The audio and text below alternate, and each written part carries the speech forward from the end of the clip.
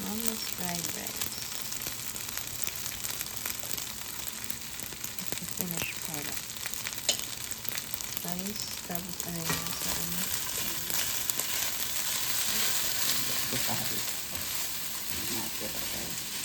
Anong nasa pot? Oil? May oil saka egg, carrots, sausage, vegetable,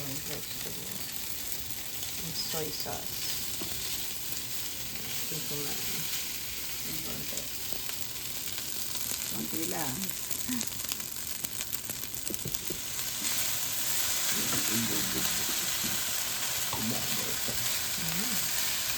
Smells good, man.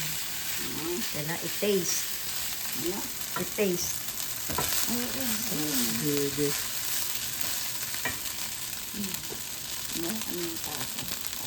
Garlic saka egg. Saka yung Japanese rice. Chicken. Saka yung sausage na. Ayan.